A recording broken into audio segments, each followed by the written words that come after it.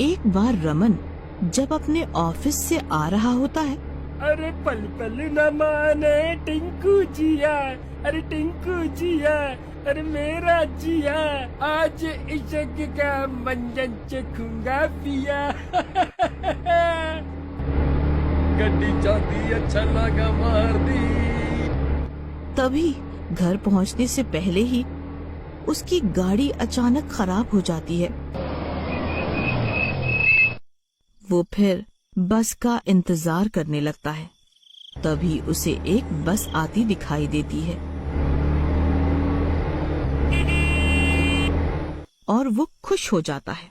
रमन बस में चढ़ जाता है और टिकट नहीं लेता। बस में भीड़ होती है तो रमन सोचता है, मैं आज टिकट नहीं लूंगा क्योंकि बस में भीड़ बहुत है, किसी को पता भी नहीं चलेगा और मेरे पैसे भी बच जाएंगे। किसी तरह जब कंडक्टर टिकट के लिए पीछे जाता तो रमन आगे आ जाता और कंडक्टर के आगे आने पर रमन पीछे चला जाता। इस तरह वो टिकट ना लेकर बहुत खुश था। कुछ देर बाद रमन कुछ अजीब सा महसूस करता है, जैसे उससे कोई डरा रहा हो। उसे डरावनी सी आवाजें आने लगती हैं।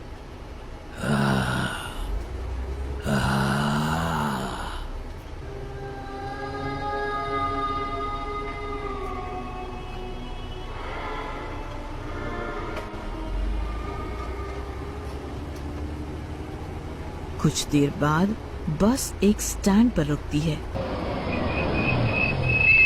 तब रमन उस बस के ड्राइवर से पूछता है, मुझे इस बस में डरावनी सी आवाजें क्यों आ रही थीं?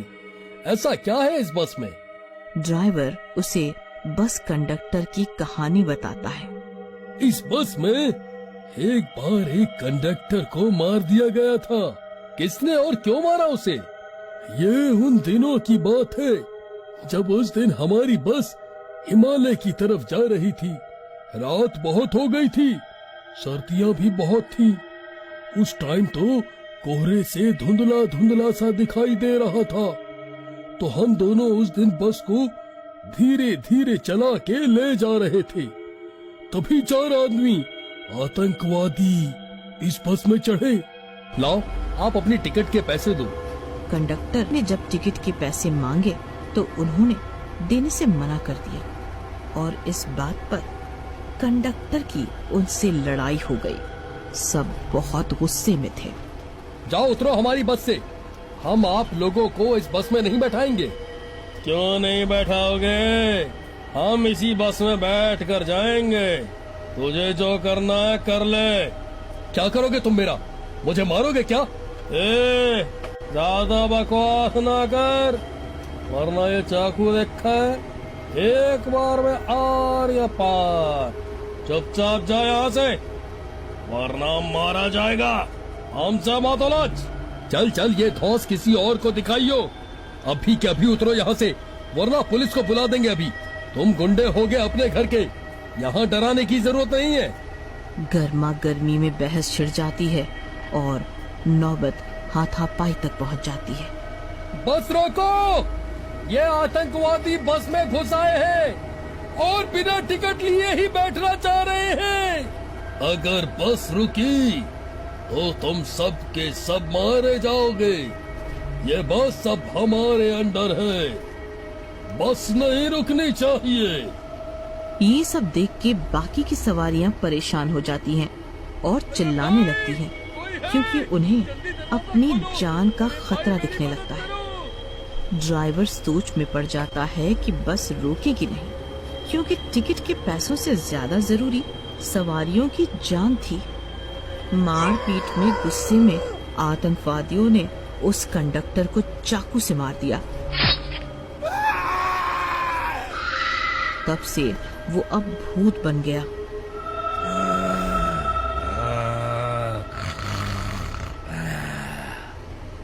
और तब से उसकी आत्मा इस बस में रहती है।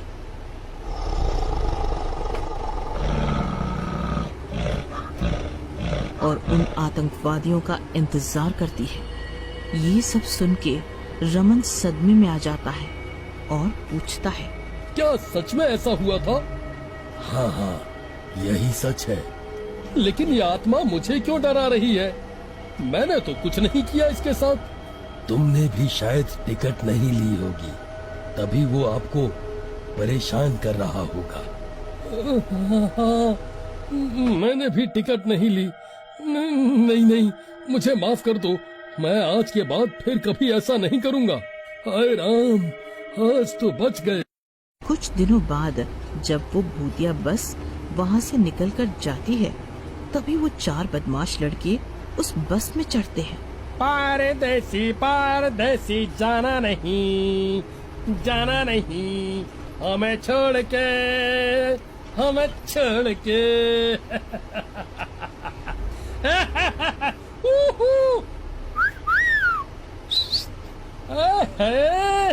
और बस में बड़ा ही शोर शराबा करते हैं, हंसते हैं और सबको परेशान भी करते हैं।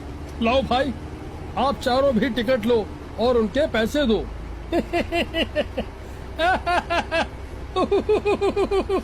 कहते हैं पैसे चाहिए। भाइयों, इस कंडक्टर को देखो तो सही, बड़ा आया टिकट देने वाला। टिकट तो लेनी ही पड़ेगी। कंडक्टर और उन लड़कों में कुछ देर तक बहस होती है और वो भूतिया कंडक्टर सब सुन और देख रहा होता है।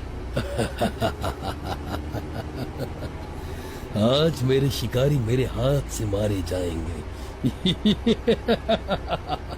और उस भूतिया कंडक्टर की आत्मा उस कंडक्टर के अंदर घुस जाती है।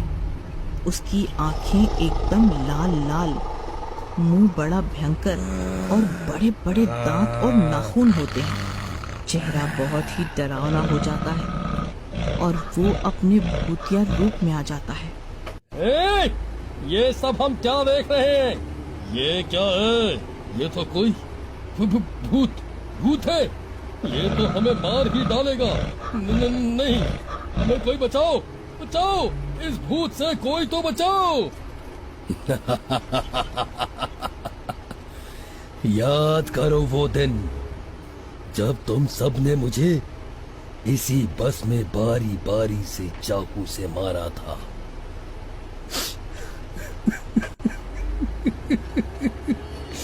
क्या कसूर था मेरा? मैं तो इसकी तरह ही टिकट के पैसे मांग रहा था तुम सबसे, लेकिन तुम सबने मुझे तड़पा तड़पा के मारा।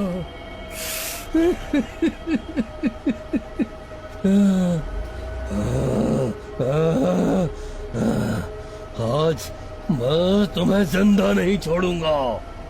नहीं नहीं, ऐसा मत करो, हमें माफ कर दो।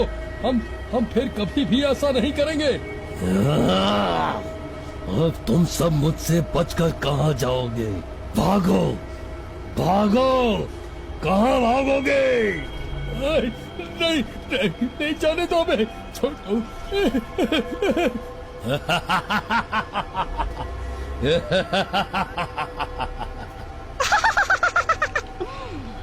बस चलती रहती है और भूत उन बदमाशों का पीछा नहीं छोड़ता, उनको बहुत मारता है। नहीं नहीं, अब हमें छोड़ दो। हम अब से किसी के साथ भी ऐसा कुछ नहीं करेंगे। हमें मत मारो। नहीं, आज तो मैं तुम सबको नहीं छोड़ूंगा। तुम्हें मार कर ही तो मुझे इस आत्मा से मुक्ति मिलेगी। इसी तरह अंधेरा हो जाता है। जोर जोर से बारिश होने लगती है, बिजली कड़कने लगती है, लेकिन बस नहीं रुकती।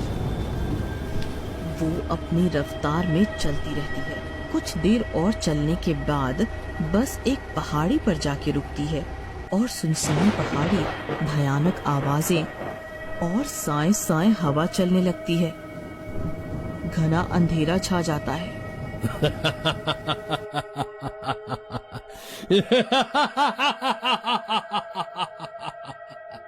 और उस भूतिया कंडक्टर की आत्मा उस बस कंडक्टर के शरीर को आजाद कर देती है और वो बस कंडक्टर भी बहुत खुश होता है और वो बस भी भूतिया कंडक्टर की आत्मा से मुक्त हो जाती है और सभी बहुत खुश होते हैं।